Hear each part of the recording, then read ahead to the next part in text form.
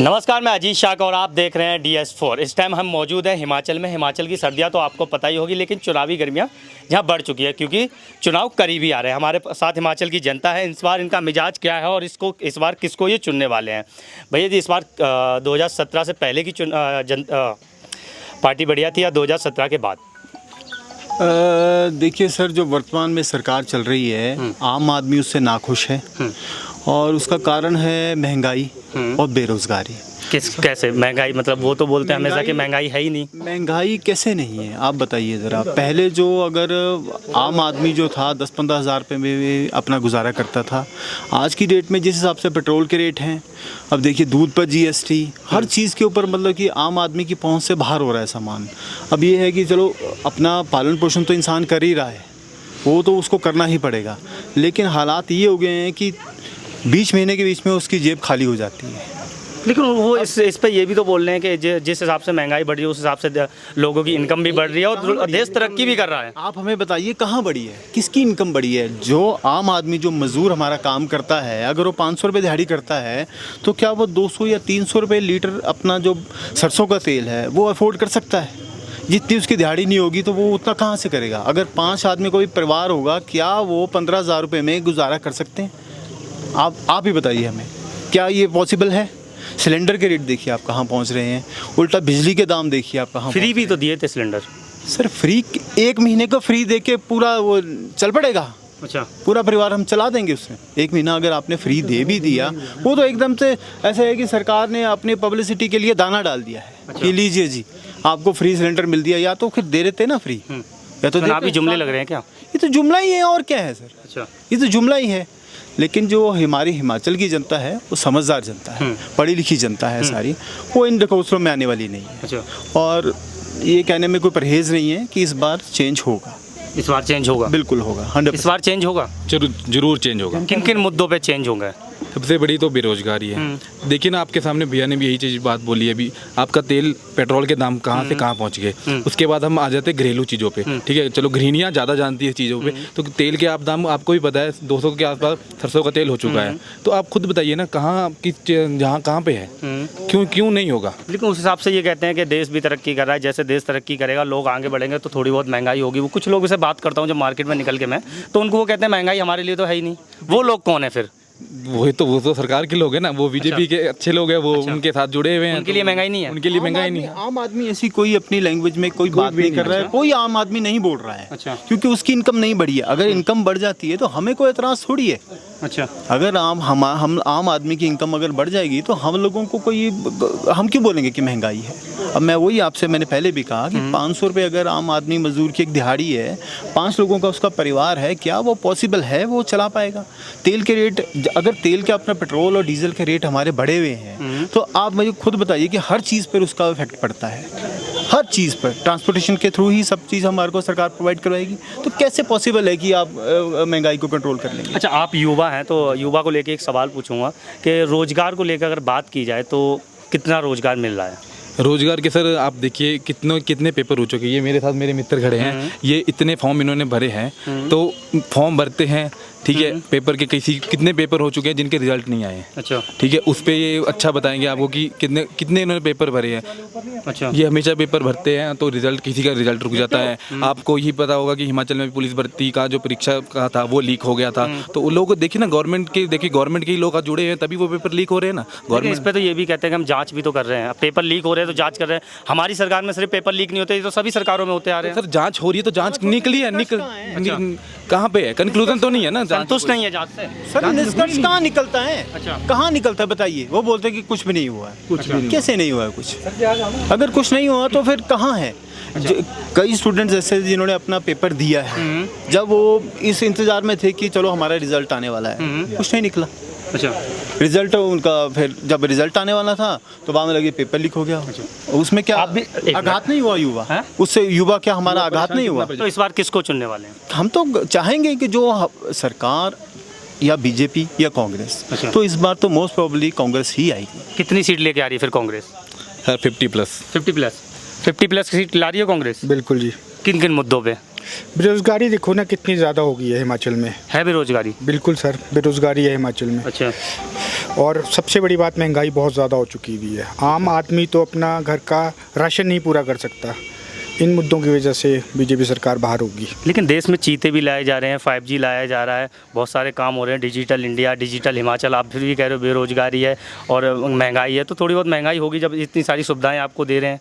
चीतों के लाने से और बेरोज़गारी में बहुत डिफरेंस है। अच्छा। ठीक है, चीतों के लाने से किसी को रोज़गार तो नहीं मिल रहा, तो हमें रोज़गार चाहिए, हमें चीते नहीं चाहिए। अच्छा, किन किन मुद्दों के साथ? बस हमने मुद्दे आपको बता दिए। अच्छा, यहाँ बीजेपी में अगर देखा जाए तो अभी 2017 से क्या क्या चीज़ नहीं पसंद आई है?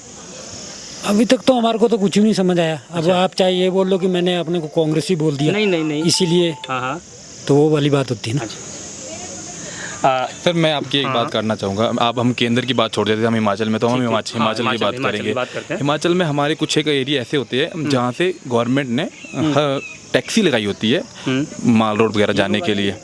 माल रोड वगैरह जाने के लिए उन्होंने टैक्सी लगाई होती है। तो आज आपको पता है कि जो प्रेजेंट में जो सरकार है उनका आखिरी दौर चल रहा है। तो 5-4 सालों के एंड में आखिरी दौर किस हिसाब से? तो 5 साल उनका कवर होने वाले ना। तो उसके बाद तो कांग्रेस आनी ही आनी है। ठीक है, कंफर्म है क्या? कंफर्म है। तो देखिए ना, मेरी बात सुनिए। तो उन्होंने लास्ट साल में क्या करा, लास्ट साल ये समझ लो आप, कुछ एक महीने रह गए उनके। लास्ट साल में उन्होंने क्या करा, कुछ एक एरिया से HRTC की जो टैक्सियां बुजुर्गों के लिए वो लगवा दी है कि हमने इसका उद्घाटन कर दिया है। आपके यहाँ इसी एरिया के बैक साइड में एक एरिया है, वहाँ से उन्होंने कोमली बैंक एरिया, हमने वहाँ से उद्घाटन कर दिया जी टैक्सी का।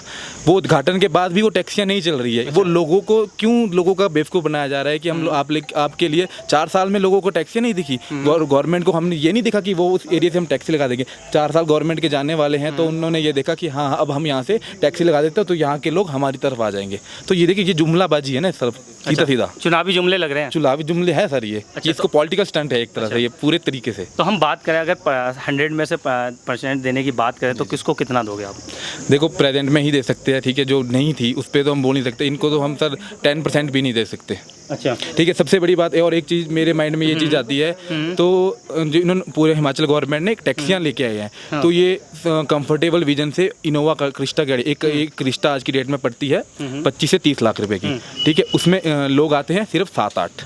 ठीक है, क्या आपको उस कंफर्टेबल जोन देने से अच्छा कोई और गाड़ी नहीं जा सकती जिससे आप इन्होंने 2.5-3 करोड़ की सिर्फ गाड़ियाँ लेके आए हैं। अच्छा, गाड़ियाँ लेके आए, और साल के एंड में ही क्यों लेके आते? साल की स्टार्टिंग में अगर कोई अच्छी चीज़ें करना चाहे दे तो रहे हैं, कम से कम लेके तो आए हैं। ये तो जुमलाबाजी है ना कि लास्ट में लेके आएंगे। हम लोगों को अपनी तरफ खींचने के लिए हम इतने करोड़ का खर्चा कर रहे हैं। अगर आप खर्चा करना ही चाहते हैं तो बसेस लेके आओ। बसेस के हाल देखो, अब इलेक्ट्रिकल बसें आई है, कुछ एक बसों के ऐसे हाल है, जो हाँ रोडों के हाल देख लो आप, ऐसे बुरे हाल है। आपको मैं ऐसे अभी कब मेरे साथ जुड़े रहना, मैं आपको 2-3 ऐसे रोड लेके जाऊंगा, आप बोलोगे यहाँ से रोड आते कैसे हैं। अच्छा। चलते कैसे हैं। चलिए यहाँ पे कुछ और युवा हमारे साथ आ गए हैं। रोजगार पे हम बात करेंगे तो 2017 से पहले सरकार ठीक थी या 2017 के बाद सरकार ठीक है? रोजगार कितना मिला? रोज़गार तो जैसे पहले तो चल फिर भी लेवल अगर देखा जाए तो पहले टाइम में जो हमारा ग्राफ था वो फिर भी थोड़ा ऊपर था रोज़गार के मामले में, बट अब तो बहुत ज़्यादा गिर रहा है मेरे हिसाब से।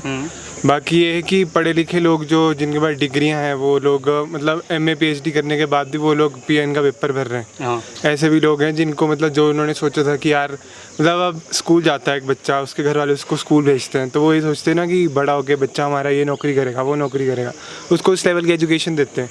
एजुकेशन पे लाखों करोड़ों रुपया खर्च होता है, लेकिन फिर बाद में जब जॉब्स मिलती हैं तो वो जॉब्स मिलती हैं ऐसे मतलब ज़्यादा से ज़्यादा 20-30 हज़ार की जॉब मिलती होगी मैक्सिमम। उसमें बंदा अपने खर्चे चला, क्योंकि आपको पता है खर्चे तो बढ़ रहे हैं, इनकम कम है लेकिन खर्चे बढ़ रहे हैं, तो फिर वो है कि कहीं ना कहीं घर चलाना भी मुश्किल हो जाता है। महंगाई लग रही है? महंगाई तो है ही, महंगाई तो हर चीज़ में ही है, हर चीज़ में लग रही है। हर चीज़ में महंगाई है। आप देख लो कि मतलब पेट्रोल देख लो, पेट्रोल का ये हाल है, खाने पीने की चीज़ें देख लो, आप किसी भी चीज़ में बात कर लो, टैक्स वगैरह जो हम देखते हैं इतना है। अगर आप मूवी की टिकट भी बुक कराते हो, अगर आप बुक माई शो पे कोई टिकट बुक कराते हो तो आप उसमें अगर बिल का ब्रेकअप देखोगे ना तो उसमें कम से कम 60 की 70 रुपये तो हम सिर्फ एक टिकट का टैक्स भरते हैं एक्स्ट्रा। वो किस बात का टैक्स है, उसमें भी सिर्फ ये लिखा होता है कि GST ये वो सो। तो मतलब कहीं ना जेब में इतना पैसा, सपोज अब जैसे हम स्टूडेंट हैं, हमारे को घर से अगर 100 रुपये मिलता है कि तेने एक दिन का 100 रुपये चलाना है, तो अगर आप मैं बताऊँ आपको कि यहाँ से अगर मेरा कॉलेज को जाने को 10 रुपये लगता था पहले, तो आज के टाइम में मेरे कॉलेज को जाने को 20 रुपये तो वहीं लग रहे हैं। जाने को अलग, आने को अलग, तो वो फिर दिक्कत हो रही हो। तो इस बार आप कौन सी सरकार चाहते हैं, क्योंकि इलेक्शन करीब है और वोट तो आपको देना है? इस बार तो कांग्रेस को ही लाना चाहेंगे हम, क्योंकि पहले भी जैसे कांग्रेस तो थी तो इतना ज़्यादा तो नहीं था, कम से कम इतनी परेशानी नहीं थी जितना अब हो गया। सर अंतिम सवाल मेरा ये रहेगा आपसे, भारत जोड़ो यात्रा जो राहुल गांधी जी चला रहे हैं कन्याकुमारी से कश्मीर तक, तो उसको कैसे देखते हैं? सर हम राहुल गांधी जी को सैल्यूट करते हैं और ये जो उन्होंने ये पहल की है तो मैं इस बात से बहुत सहमत हूँ कि एक तरीके से जहाँ पर हमारे बीजेपी सरकार जो है मीडिया के थ्रू अपना प्रोपेगेंडा चला रही है कि वो ही बेटर हैं, तो जब मेरा अपना नज़रिया है कि जब राहुल जी ने देखा कि मीडिया हमारे विपक्ष को सपोर्ट नहीं कर रहा है तो बहुत सबसे अच्छा कदम उन्होंने ये उठाया है आम जनता के बीच में जाकर लोगों को जागृत करने के लिए। कि ऐसा नहीं है, मैंने कई इंटरव्यूज़ उनके भी देखे हैं जिसमें कि उन्होंने खुद ये बात कही है कि जब हम लोग विपक्ष अपना संसद में कोई भी क्वेश्चन करते हैं या किसी चीज़ के लिए कोई अपना विपक्ष से अपना सरकार से जो सवाल हम कोई पूछते हैं तो उनकी आवाज़ को दबा दिया जाता है। तो जब उन्होंने भी देख लिया कि ऐसी इस तरीके की स्थिति चल रही है तो सबसे अच्छा कदम उन्होंने ये उठाया है कि भारत जोड़ो यात्रा, कि लोगों तक ये अपनी आवाज़ पहुंचाने के लिए कि सरकार असल में कर क्या रही है। क्योंकि उनको तो देखिए आज की डेट में वही तरीका है कि जो टीवी में दिखाया जा रहा है आप और मैं वही पढ़ समझ रहे हैं, जो हकीकत है उसको छुपाया जा रहा है। तो हकीकत हम कैसे, जब मीडिया ही सब कुछ उन्होंने कंट्रोल कर लिया है तो हकीकत एक लोगों के तक पहुंचाने के लिए जन जन से मिलना ही पड़ेगा ना। तो जन जन से मिलकर राहुल गांधी जी मैं सैल्यूट करता हूं उनको। तो इस बार फिर किसको चुनने वाले हैं? सर हमारा तो कांग्रेस। आपसे भी सेम सवाल रहेगा कि हमारा कि भारत जोड़ो यात्रा जो राहुल गांधी जी चला रहे हैं उसको कैसे देखते हैं? सर मैं इतना, मेरा अगर फ़ोन निकाल के आप देखोगे तो मैं उनको बहुत फॉलो कर रहा हूँ। अच्छा। भारत जोड़ो यात्रा के बहुत ज़्यादा फॉलो कर रहा हूँ क्योंकि लोग बोलते हैं कि राहुल गांधी ऐसे जी वैसे, ठीक है। तो हम अगर आप वो उनके बोलने पर हम जाएँ और उनको देखें तो आप खुद देख सकते हो कि भारत जोड़ो यात्रा कहाँ से कहाँ पहुँच चुकी है अभी, और अभी तो कश्मीर बड़ा दूर है। तो कश्मीर पहुँचते पहुँचते पूरे इंडिया में राहुल गांधी जी होंगे। तो इस बार किसको पसंद करने वाले हैं? कांग्रेस को। आपसे भी यही रहेगा कि भारत जोड़ो यात्रा को किस तरीके से देख रहे हैं, क्योंकि विपक्ष इसका जो सत्ता बीजेपी वो भी इसका विरोध कर रही है, आप किस हिसाब से देखते हैं? देखिए कोई अच्छी चीज़ होगी तो सत्ता पार्टी उसका विरोध करेगी। अच्छा। अब राहुल गांधी जी निकले हैं किसी यात्रा में तो भारत जोड़ो बहुत अच्छी बात है, इसमें उनको क्या दिक्कत है, हम तो इसको पूरा समर्थन करते हैं। काफ़ी कमेंट्स भी आ रही हैं पक्ष की तरफ से। कोई बात नहीं, कमेंट्स तो अच्छा जो काम करेगा तो कमेंट्स तो आएगा ही, लेकिन वो बहुत अच्छा काम कर रहे हैं, भारत जोड़ो यात्रा में निकले तो बहुत अच्छी बात। तो इस बार किसको पसंद कर जाएगा? कांग्रेस को। चलिए बहुत बहुत धन्यवाद। तो हम थे हिमाचल में, हिमाचल की जनता हमारे साथ थी। साफ इनका कहना है कि इस बार सत्ता परिवर्तन हम करेंगे और दोबारा कांग्रेस को एक बार मौका दिया जाएगा। मैं अजीत शाह, आप देख रहे थे DS4 न्यूज़। धन्यवाद।